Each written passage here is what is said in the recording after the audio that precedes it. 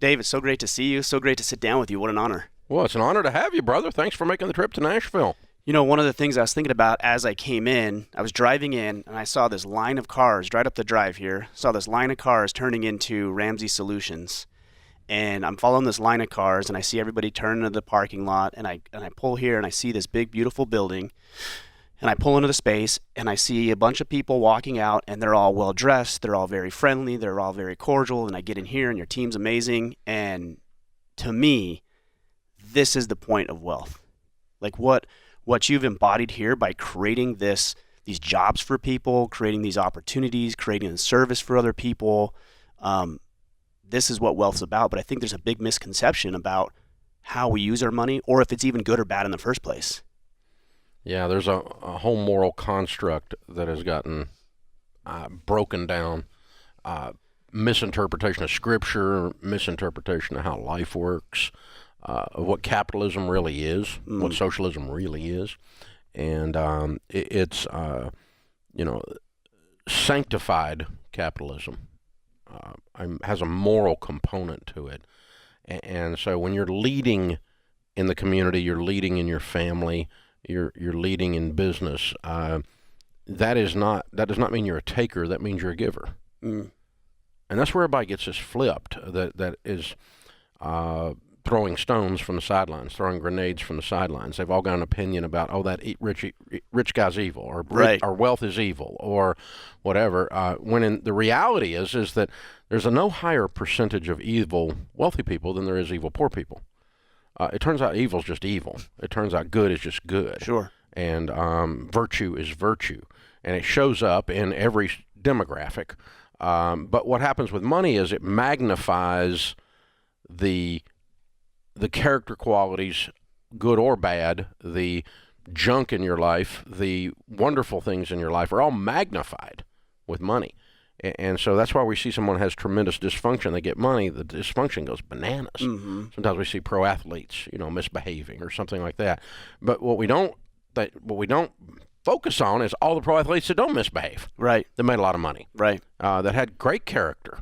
Or one thing I've seen a lot of people do is they'll look at somebody like yourself or other people that are wealthy, and they will not attribute virtuous behavior to that abundance and wealth. They'll ascribe it to stealing or lying or cheating or taking advantage of other people. It seems like that's more the natural tendency, or maybe it's just a cultural thing to throw the rich under the bus, if you will. Yeah, there's an old thing, Aristotle started it. The Australians call it tall poppy syndrome. And the idea is that when you're growing a poppy field, if a single plant sticks its head up above the other plants, it is robbing nutrients from the others and must be cut down. So it's the ultimate in socialism, right? Sure. Everything must be evened out. There must be an even thing. So don't stick your head up because we must take you out. Right. And so it's not a uniquely American thing, but Americans are really good at vilifying success and simultaneously aspiring to become successful. We want to teach our children to become successful, but boy, that guy across the lake who's got a big house over there, we just yell at him when we have a few too many beers, That's I right. mean, that kind of stuff. I did do that in college, by the way. But I think we've all been there. Yeah, but it's envious, and it's envy and jealousy, which are obviously not virtues that are at the core of that. And here's the irony. It violates common sense. Let's just talk about it for a second. Let's say that you had you got a guy over here who's got a car repair shop, and you go in there, and he fixes your car, and he walks out, and you say, "Well, it took 5 minutes, man." And he goes, "Well, how much is it?" And he goes, "Oh, no charge." And he goes, "Wait a minute, you fixed my car. It took you 5 minutes, and there was no charge." He goes, "Yeah, just remember me when you need some repairs and tell your friends." Sure. So what do? You remember him, and you tell some friends. Right. Fast forward 25 years later, he's got a chain of these throughout the region, the Southeast, the Northeast, the Midwest, with his name on it, because he's trained every one of his mechanics and every one of his managers to serve people, not rip them off, be kind. So his virtue literally causes, because I mean, you go to a car repair shop and you get treated right. You found a unicorn. Oh, I mean, come on, you know, absolutely. you tell everybody, right? That's right. You put this on the billboard. And transversely, okay, but rich people are evil. So this guy, instead, let's take him and say he's evil. All right, you go in there, takes him 5 minutes. He puts no parts on it. He turns 2 screws, and he says, you know, that'd be $400. Mm-hmm. You go, yeah, you get me once. Right. But not only am I not coming back, but I'm going to tell everybody I know to not come back. And then that guy goes out of business and he blames the economy. Mm-hmm. The economy's bad. Or he says people are cheap or all kinds of excuses. You know, I was in the wrong neighborhood. The people in this neighborhood wouldn't, you know, they weren't good people. The president's policies messed me up. The stock market crashed and got me. No, you were a freaking crook and the marketplace took you out. Right.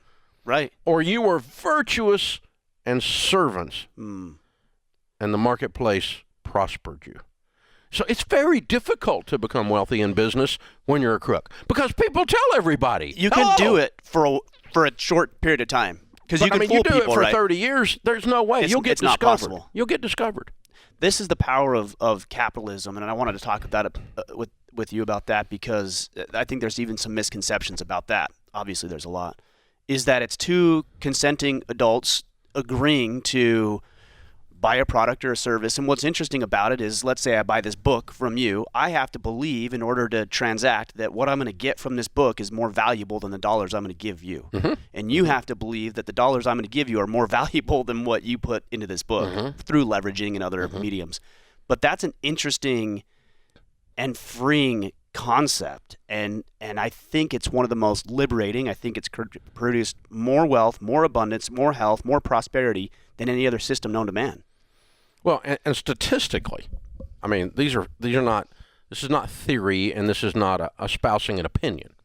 If you actually look at the data, in other words, facts, okay, at this moment in time, the little man, starting from nothing, has a higher likelihood of building wealth in America than in any other system, in any other history, in the entire history of humankind. That's kind of bizarre. Yeah.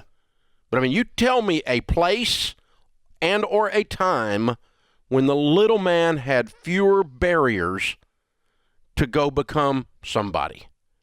Because I grew up in a neighborhood where that's what we always said, you know, the little man. Right. The little man can't get ahead. Yep.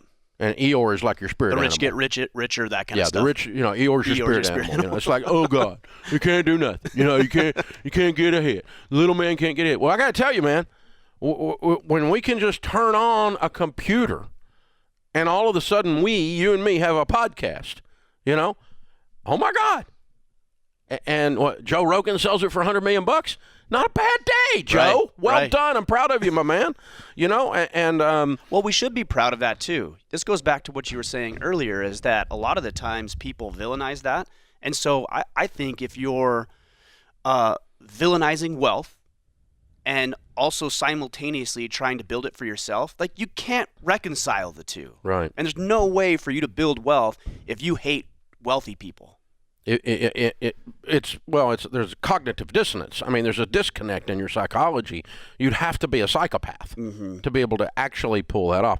Rabbi Daniel Lapin talks about that in his book, Thou Shalt Prosper. He talks about the 10 reasons that Jewish people have had a tendency to prosper throughout time in almost any situation, in almost any culture.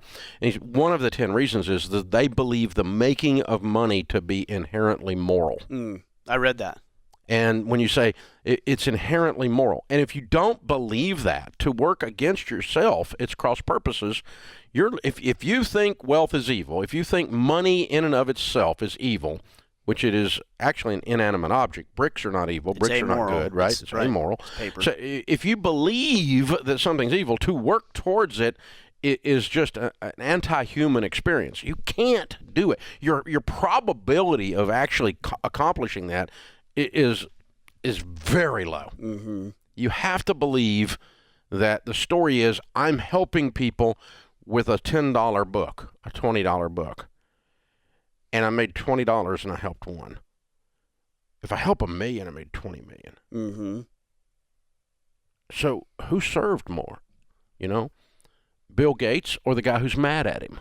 Well, but it's also not a zero-sum game. You know, you take that transaction, for example, and you think, well, if it's a pie we're looking at, let's say, again, I buy this book, it's a pie we're looking at, you get a portion of it and I get a portion of it. No, we actually both get 100% because I get to decide what's valuable to me. You don't get to decide for me, and vice versa. Again, to quote Rabbi, he says, the economy is not cake, it's candles. How so? Well, when you chop up cake, Sure. if I get a bigger piece, by definition, you get a smaller piece, or vice versa. When candles, if I light a candle, my candle's not diminished. I can light 200 candles off of it, and my light is still the same as it was. And that's actually how the economy works, more than cake and pies. But people who are in the wealth inequality movement or the socialism mindset or the hating on the rich mindset, they have a cake mentality. And what that amounts to is their critical thinking skills have led them to a wrong conclusion because their critical thinking skills are broken. Yeah, I don't know if there's much skill in that at all. Critical thinking skills, kind of go hand in hand, but it seems like critical thinking and some of this nonsense is a bit of an oxymoron, to put it nicely. Well, there's a lot of intelligence around it, but there's not much wisdom. That's a good point. I think people are. I've also often thought about this, even with politicians. Regardless of what side of the aisle you're sitting on, you have to question the other side and ask: are these people extremely intelligent, or are they just so dumb they don't get it? And that doesn't matter what side of the aisle. I think we're both asking those questions. Agreed. Yeah, I think we're both trying to solve the same. If you're in that situation, both are trying to solve the same problems. The disagreement is how to best solve the problem. Right. Well, looking at this place, I mean, this place is incredible. I know you're building a new event center. Is that right? Absolutely. Is that the one up here on the hill? Yep. Okay. Would you have ever imagined over the course of the last several decades that, starting what you've started in your house on a card table would turn into something like this? No. What do you call this, by the way? Would you say an empire? Would you what do you call this? It's a business. Business. A ministry, a crusade. Okay. Yeah. No, it's not an empire. If it's an empire, it's a really small one. But for a kid from Antioch, Tennessee, it's big. What I did see in the early days sitting there, I knew that getting people out of debt, I knew helping people with learn the truth about some area of their life, learn the truth about the guy or gal in the mirror, which makes me better next year, that there was a tremendous need for that. Let's just say getting out of debt, all right? I mean, getting people out of debt. That's not a small market. I mean, Sure. Me and Jenny Craig got a lot of work to do. I mean, it's not a small market, right? So I'm sitting there on the card table, I'm going, this is massive from an entrepreneur's perspective. This market is not, there's not like 6 customers. It's everybody. So when you started, you were looking at it as a potential business, not just, hey, I'm just doing this out of the goodness of my heart. It was both, yeah. Sure, they're not both exclusive. Both ends, yeah. And so, but I knew it could be huge, and if I was going to help all the people that needed help, it was going to have to be huge. What I didn't know is how much work it was going to be. Yeah. I never thought I would need, 400,000 square foot buildings and another 50,000 square foot in an event center in order to pull it off efficiently. I didn't know we were going to have 1,100 people in the year 2022 on our payroll. Is that right? Yeah. 1,100. I didn't know that. I didn't know how wonderful that was going to be. The experience you talked about earlier, I get to see the same thing. They're driving in the parking lot, and the vast majority of these people, I don't know all 1,100 personally. Sure. I don't spend time with them, but the ones I do know, I love and trust, and our team, our leaders love and trust them. They're incredible people, and a lot of them very young. I noticed that. Incredible young people, which gives you great hope. So I didn't know how much betrayal there was going to be. I didn't know how many negative things were going to be said about me that were lies, and how many negative things were going to be said about me that were the truth. I didn't know.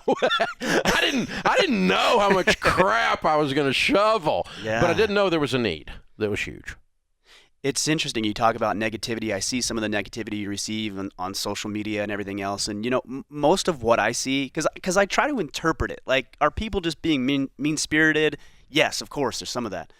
But are there others that just see it differently? Of course. But what I think I see more often than not is people lacking discernment. Because what they'll do is they'll take one of the baby steps, for example, and they'll say, well, in this particular situation, which actually they might be right, but you're trying to reach so many people that giving this specific, detailed advice may be unique or slightly different in certain circumstances.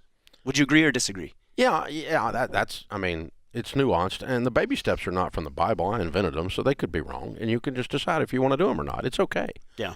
But what we do know is that close to 10 million people, about 8 million families, have been through Financial Peace University. We do know that. We do know there's tens of thousands of people that have followed the baby steps and become millionaires. We do know that. And so if you want to disagree with that and not do it, it's okay. Sure. But it's like I hired a personal trainer in my house. I had a little gym at one point in a house I used to live in. And my wife made fun of me because she said, you can't count to 10 by yourself, like 1, 2, 3, right? And you have to pay somebody to do that. I said, no, I have to pay somebody for accountability because my butt won't go down there and work out. That's right. I got to get up and go down there and work out. Well, I go down there and the guy's got a 6-pack and I got a keg, right? So am I going to argue? Well, he gives me like 16 things to do with nutrition. And I go, yeah, but number 14.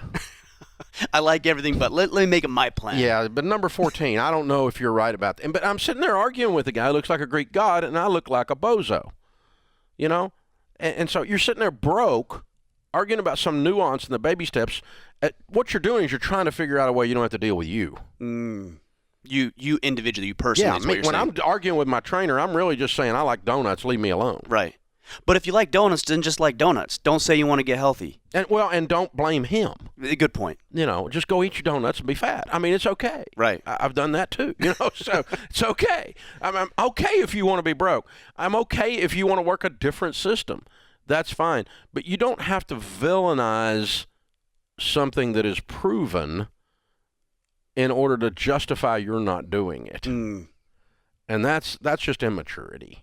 And it's classic social media with some guy writing a financial blog, lives in his mother's basement. I mean, it's just classic stuff. But it also gets great clicks because I got a big name. So it's a wonderful clickbait. Sure. Well, confession time. I'm a former financial advisor, and at one point I was a new financial advisor, broke new financial advisor, trying to give people financial advice. Yeah. That was a very weird, strange position to be in. Yeah.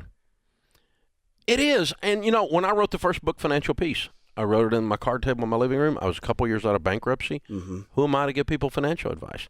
I didn't have any money. I barely scraped together the $4,642 to order the first 1,000 books, and I carried them home in the trunk of my car. and with no apparent marketing plan, by the way, which was really stupid. But maybe that was the genius in it. It turned out, you know. But but now it looks like a genius. But at the time, my wife's going, "You did what?" Yeah, but I don't know. See, I think there's a lot of smart people who would not do that because it's not intelligent. It's not smart. It's not a wise and prudent thing to do, and that might keep them from doing something great. It does sometimes, and it's kept me from doing things. But there's a difference between taking reasonable risk and just being rash. And I hope I was taking reasonable risk. But the bottom line is when I was talking from that book, when I was writing that book's different than all the other books I've written. Because all the other books I've written, we were successful, and then we showed you how we did it. In that book, I didn't have anything to stand on. It was God's ways of handling money, Grandma's ways of handling money. This is common sense and what Scripture says. And that was the only thing I could lean on. Nobody cared what Dave Ramsey said. There was no Dave Ramsey. Sure. Except at a card table. A little bald guy, sitting there 32 years old, right? That's and so, right. Nobody gave a crap. And so I couldn't make the case for the validity of the information based on my knowledge or track record. I had to make it based on someone else's. So what gave you then the audacity, I guess is the right word, to put something like that out there? Because I had to do the same thing, for example, when I started the podcast. Mm-hmm. I'm talking about masculinity and what it means to be a man. And I'm not the epitome of masculinity. I'm still not. But what gives us the right to talk about these things and even justify that to ourselves? Because I know there's a lot of people who deal with imposter syndrome. Sure, yeah. Well, with me, I was broken, and so I had to learn how to handle money. Even though I had a finance degree and all these letters and licenses after my name, I sat broke. We've heard this story before. And so I had to learn how to handle money. So then I went and said, okay, what works? And I found common sense, and I found scripture, and they lined up stuff like do a budget. Mm-hmm. Okay, so I went and did a budget. It worked. And then I told some guy, I said, hey, I did a budget, and it worked. And he said, will you show me how to do it? I said, sure. Show you how to do it. Then got a little yellow pad out and a 10-key calculator, and there we went. And then I said, I got out of debt. He goes, how'd you do that? I said, well, I listed the debts off smallest to largest. I read that somewhere, and some guy did. Because, by the way, I didn't invent the debt snowball. I just got credit for it.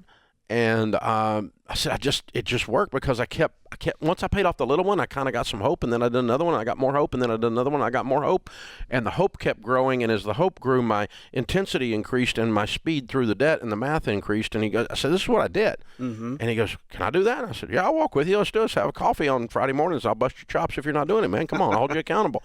And so 2 guys, and one of my buddies, right? And so we did this, and then I did it as a little thing. I started teaching a Sunday school class at my church, which was, common sense. Do a budget. Get out of debt. Live on less than you make. All things Grandma said, all things the Bible says, right? Mm-hmm. And so it became this thing where I proof texted other people's information. Right. And the more I proof texted it, the more confident I was to persuade someone else to go do this. And now 30 years later, I can do it just based on the fact that I can go, okay, 10 million people went through Financial Peace University. If you don't agree with that, you're what's known as wrong. Shut up. I mean, really. It's a whole different set of arguments then. Yeah. Versus I had to make a persuasive argument that this works based on, time-honored ancient wisdom.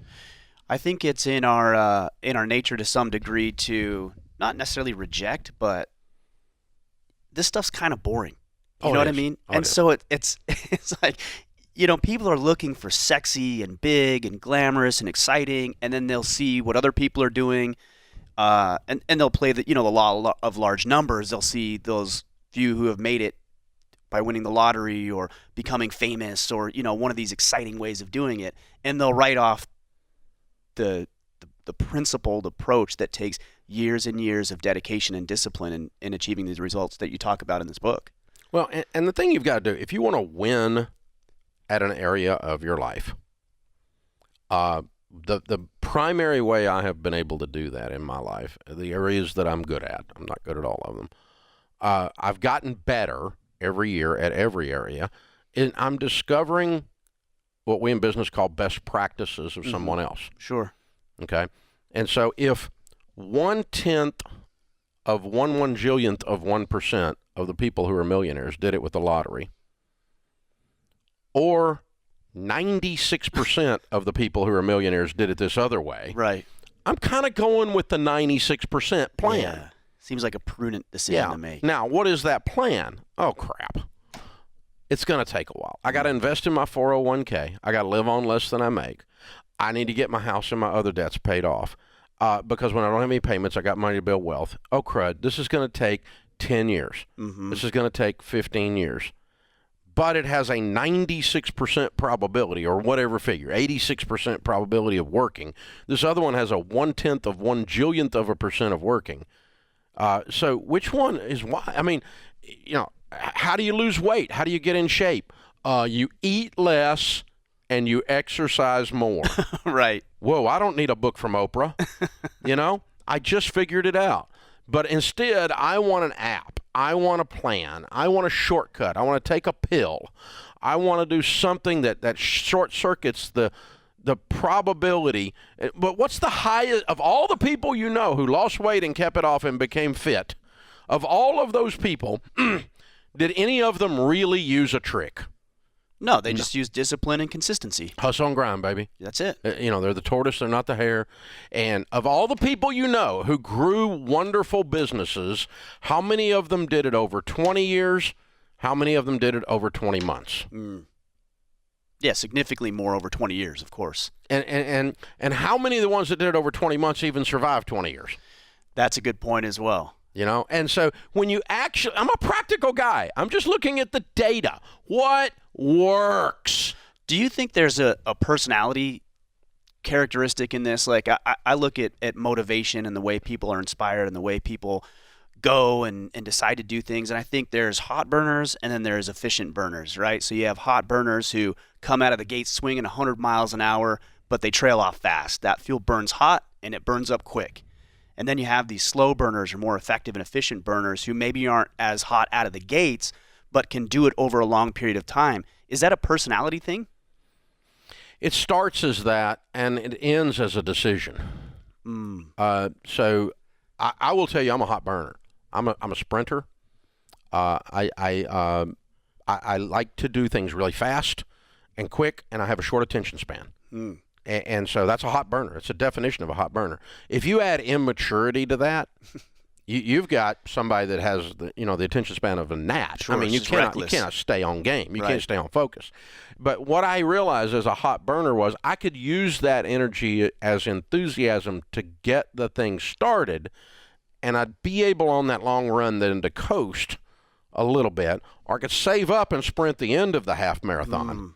I could save a little fuel, but I've got to be more strategic and intellectual about how I'm displacing my energy, where I'm placing it, in order to get the win. Because what I discovered is get rich quick almost never works. Get rich slow does. Become successful quick, instantly, add water, almost never works, and when it does, it doesn't sustain. I don't like that result. So that's a hot burner mentality, and that is my personality. But I had to overrule that as an act of my will, as an act of intellect, and say, all right, I'm going to use all of that hot burner energy to run the whole race. And I got to make the decision to play long, even though it's not my nature. And it's not saying, because otherwise I just go, well, I'm a victim of my personality. Right. I'm not a victim of my personality. It's a freaking decision. Change. Sure. And it's also, you have that personality for a reason, that, like you can use that for your improvement, or you can use that to potentially destroy you and take you down the wrong path. Exactly. That's that decision. Are you fear-based or are you anger-based? All of us are one or the other. But now anger-based? Yeah, anger-based or fear-based. How do talk to me about anger-based? Well, you've got this thing that comes up, or you naturally shrink away. Got it. Kind of that fight or flight mentality. Yeah. And most people are that. And by the way, neither one's wrong. But they're wrong when they go to a toxic end of the spectrum, and you go, well, you're a rageaholic, you're undependable. You just walk out of the room. You walk out of your marriage, you walk out of everything because you're just right. You're always angry, or your fear, you're paralyzed. You never do anything. But fear can be wisdom and causes you to slow down. Sure. Stay out of the traffic, dude. You'll get run over. Right. And anger can be energy that causes you can fight for righteous things. And so both of those are okay, but recognizing what that is and say, well, that's just the way I am. Oh, bull crap. You're going to need to be a grown-up version of you. Yeah. And then go do something. So I went through this book. I read the book, which I loved, by the way. Thank you.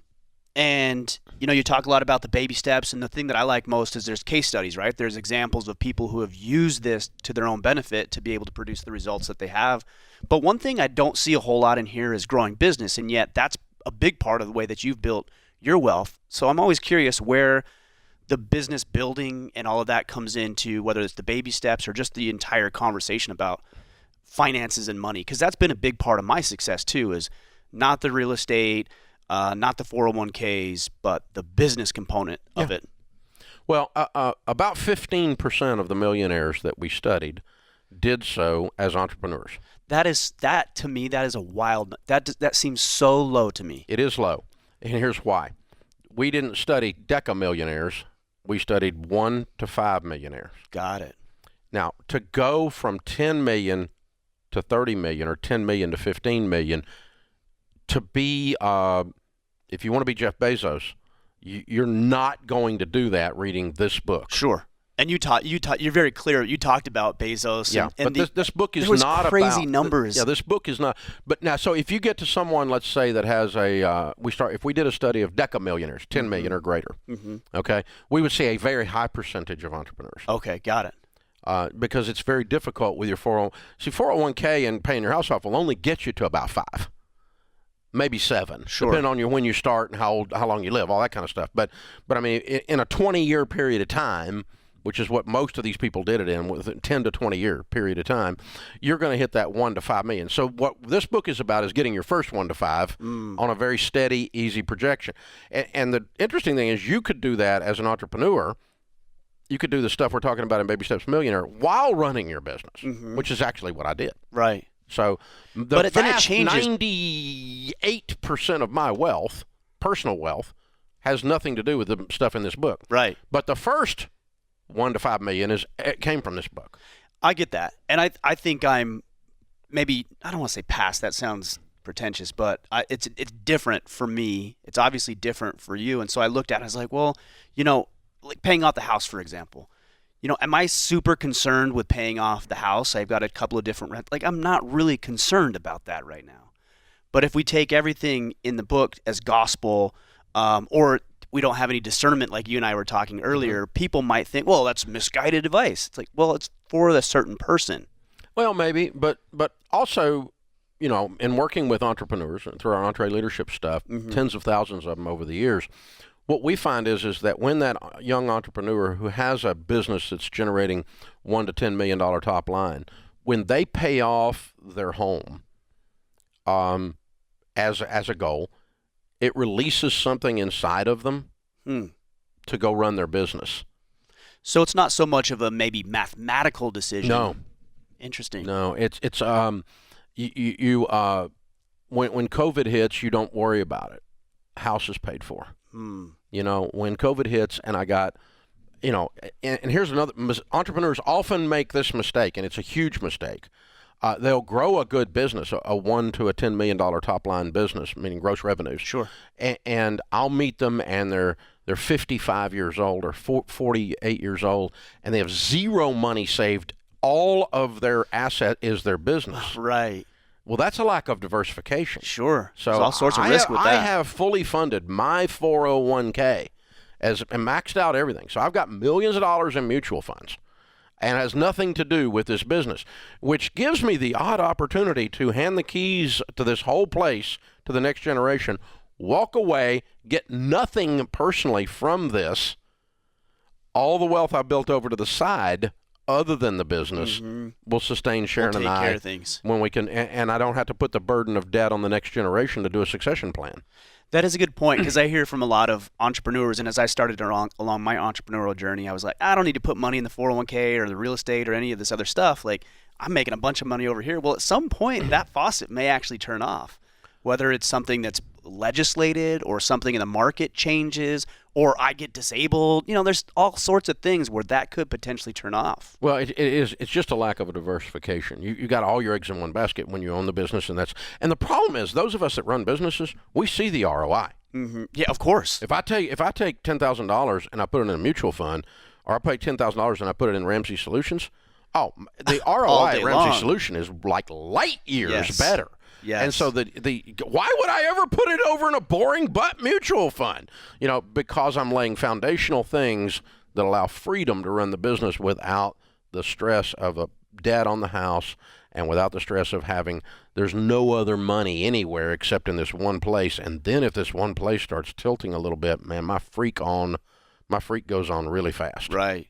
Well, there's another thing, as you were talking about your personal trainer. What I like about it is that it teaches you principles that are proven to work, right? Proven to work. Well, at some point, if you're trying to lose 30 pounds, let's say, you follow what your trainer does. But then when you're ready to do a powerlifting competition, or you want to that's the next stage, go into bodybuilding, the principles are still there. But you start adjusting and tweaking and changing your diet and your exercises because now you're at a different level than you were before. Yeah, but it turns out if you want to run a half marathon, it's good to get your entire body in shape, not just your legs. Yeah, great point. You know?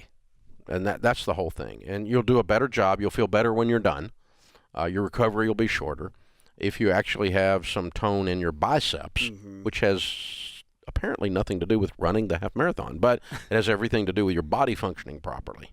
Well, the other thing I like that you're doing too is making sure that people get the right mentality, because I've often thought about money, for example. Well, it's just math, right? Like 2 + 2 = 4, and up until relatively recently, everybody believed that. Okay, it just is.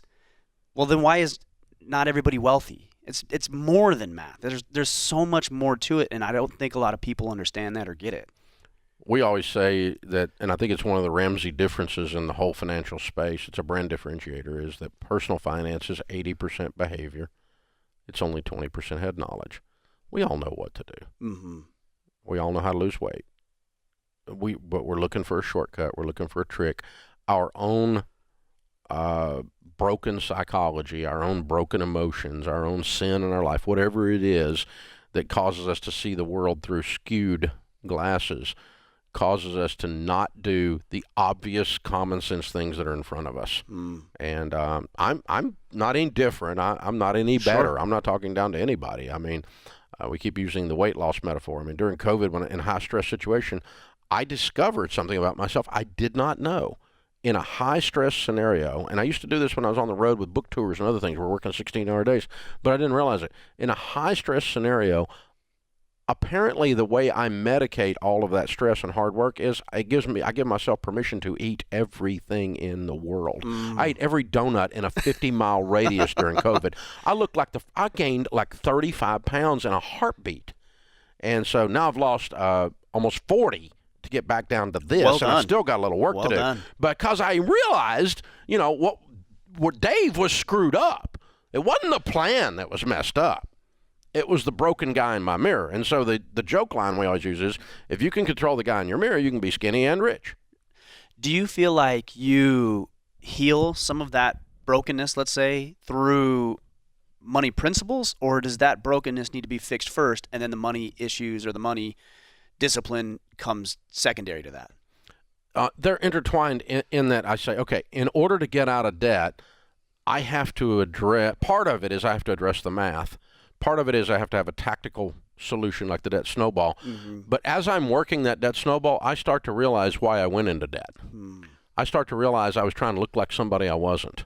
I'm trying to buy stuff that I don't need with money that I don't have to impress people I don't really like. And all of a sudden, I don't really care what people think. And that change inside of me accelerates the debt thing. So as I'm working to get out of debt, or as I'm working on a budget with my spouse, I realize we weren't communicating about a lot of stuff. And now we start communicating about this money thing. And the number of people come to us after Financial Peace University and go, "You saved our marriage." And I went, "You went to the wrong class. The sex class was down the hall." I mean, come on. Well, I mean, let's not deny the fact that maybe the intimacy and sex department is going to get better if you get the money stuff under control. 100% of the time. 100% of the time. It's the number one cause of, because when you can agree on your spending, you're really agreeing on your life, and you're really communicating. And 100% of the time that affects your sexual life, your relational life. And so there's no exception. I mean, there's no difference. And so these people go, "I'm going to do it without my spouse." You're going to be doing a lot of stuff without your spouse. It's just not going to happen, man. You better get down. You better figure this out. You better get on the same page. And because, again, the probability is, when we studied millionaires, that huge millionaire study we did here at Ramsey, that was unbelievable research, it was like 78% of them said one of the key things was they worked with their spouse. Yeah. So, okay. So you can do it, that. but you can not do it, but 22% of the time is all you're going to make it. I'll take the 78% of the time. Well, and I think about marriage. Well, you made a commitment to walk hand in hand with her. Yep. Like you made that commitment to do it together. Was Sharon always on board with you as you started to change some of your habits and improve your financial practices and get better with this thing? Or was that something that you feel like you had to convince or coax her into walking in this financial journey with you? We were so broken, both of us, by that process. We got a brand new baby, a toddler. We're 28 years old. We hit the bottom and we're ground into powder that both of us were just willing to do anything. There was neither of us had a prideful thing left. It all had the snot beat out of us. And so both of us are like just holding hands like two scared children in the rain, So what do you do? What do we do? What do we do? How do we get out of the rain? Where's the umbrella? And I don't know. Let's try this. Okay, let's try this. And so the obstinance came later as we started healing.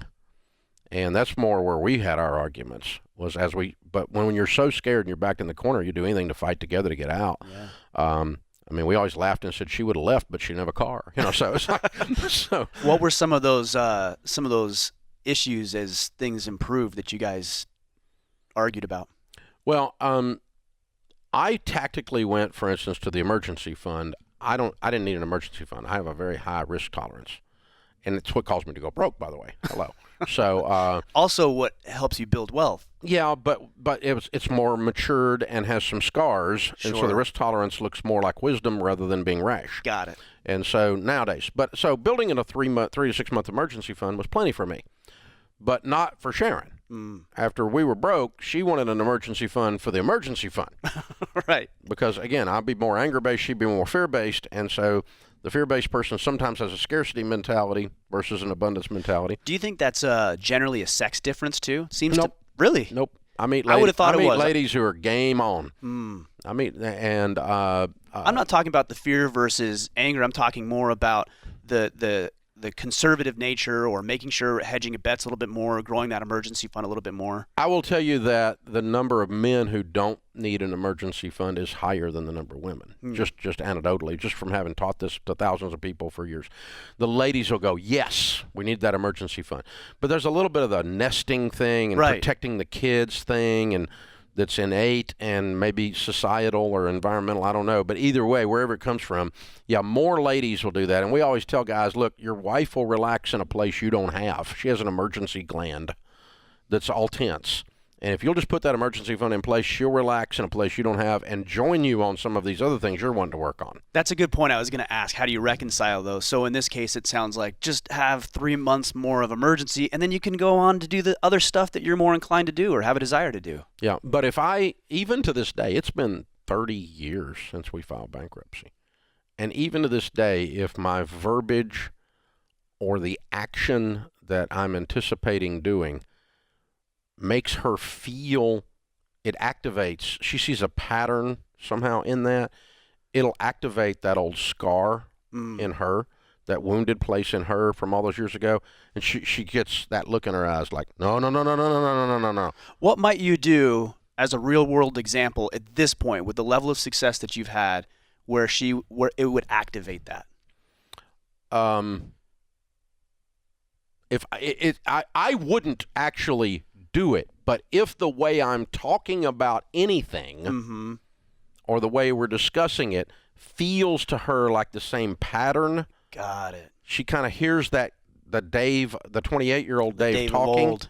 coming out, or even if I wasn't doing that, but if the way I structured the sentences or the way my body language was or whatever, she goes, oh God, here we go again.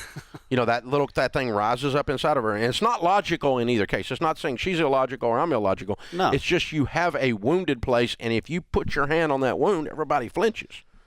And so you've just got to be aware of that. And so that's an example of where there was some belligerence, where I always joke and say, if we had the emergency fund stuff in a file drawer in my office, if I walked near that file drawer like I was going to use that money for something, like to do it in the business, Right. she would be like, the machetes come out and the swords and the bazooka is lined up in my head, and it's like the World War III, baby. Don't you walk near that dadgum drawer. Yeah. I'll take you out, Bubba. But I think about it too. If having that emergency fund or having that set aside is what appeases her and what makes her feel comfortable, and that's something that we can do together, and then the rest is for other things, then that's a small price to pay to be able to get her on board with. And other that's why I things. did that, but the old Dave wouldn't have even had one. I was fine with zero cash. That's one of the reasons I went broke. I had no liquidity, and so no, you need cash. You need cash, man. You need a big pile of cash. Cash is a huge cushion against life. Yeah. And so it's not necessarily invested properly and all the details of that, but man, COVID hits and you got a big pile of cash. It's a different world. The whole world's quarantined and you don't know if you can make payroll. I got a big pile of cash. Right. Yeah, I think the past, what is it, almost 2 years now, that's wild, has really opened a lot of people's eyes to how dangerous their financial situation is. People are laid off, they don't have any money coming in. They're in many cases being forced they can't come into work. And it's really exposed a lot of vulnerabilities and flaws in people's financial planning. It validated what we've been saying for 30 years to the marketplace. And so all of a sudden, for a number of people, they went, oh, okay, I get it. I got to do these baby steps. I got to get this emergency fund in place. I need to get these debts paid off. I need to start systematically ongoing in funding my retirement. I need to work to get the house paid off in 10 years, because the next time, not if, when Right. something happens, 911, the planes go into the buildings, 2008, dadgum economy crashes on a housing bubble. Which is when I got into financial planning, by the way. Yeah, and you know, and then we have 2020 and 2021. It's not I just don't know what the big bad wolf is going to look like the next time he comes huffing and puffing. But I want to be in the brick house. Yeah, but people forget so quickly. I fear that what people will do, especially as it relates to money, is they'll start getting their financial situation in order. They'll get to 3 or 4 in the baby steps, and they're like, "Oh yeah, see, we're good, we're fine." Yep. And they'll start to revert back to their old patterns because they think they're safe, and they'll find themselves in the same situation in the next 5 or maybe 50 years. I don't know. That's why it's unusual to be wealthy. Because people can't sustain that action. It's unusual for people to make the choices over a long period of time that causes them to be healthy, wealthy, and successful. And that's why we admire people who are healthy, wealthy, and successful, because they're unusual. Right. The neat news is you can just decide. And you have the power to do it. You can just decide. Nobody's stopping you. The only person stopping you is the person in your mirror. What are some of the mistakes that people make on this path? Let's say somebody's hearing this. Maybe they're in a tough financial situation currently, or maybe not. Maybe things are okay. They're just okay. What are some mistakes that people often make on the path to build more wealth and abundance in their lives? I'd say okay is more of an enemy than bad. If things are bad, sometimes like when I went broke, that's your wake-up call, You gotta fight. and you say never again. But just mediocrity is easy to just sit there. There's nothing waking you up. There's nothing smacking you around to go, you got to fix this, bozo, But you have a heart attack, you quit eating biscuits and gravy, man. I mean, they do a biscuitectomy by opening up your chest, then you will all of a sudden change your healthy eating habits, That is right? true. So, but just eating and eating and eating and going on, it's the same thing with money. You just the problem in America is you can have a really good life and suck at handling money. Yeah. Oh yeah. Compared. But I mean, if you really want to be somebody, if you really want to take it to the next level, if you really want to be game on, if you really want to leave a mark, if you really want to change your family tree, if you want to have a sense of dignity, the ability to feed poor people en masse, the ability to buy toys for an entire community of kids where the whole thing was wiped out with a flood, if you want to be able to do stuff like that, it takes money. And if you want to play at a level of greater joy, a level of greater enthusiasm, you got to pay a price to get there. You don't get to stand on the podium at the Super Bowl unless you have worked your butt off to get there and had everybody tell you you're doing it wrong the whole time, and still you're the one standing up there holding the trophy. Shut up.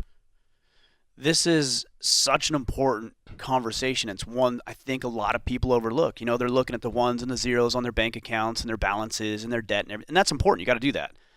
But what does that represent? What does that mean? I wish more people would know that and know why they want to build wealth. Because I think if they did, it would keep them on track for longer periods of time. And let me go ahead and give you a clue. You need a bigger why than just I want more stuff. Right. Everybody wants that. There's nothing wrong with wanting more stuff. That's a first level thing, but you won't stay at it just to get a nicer car. You won't stay at it just to get a nicer house.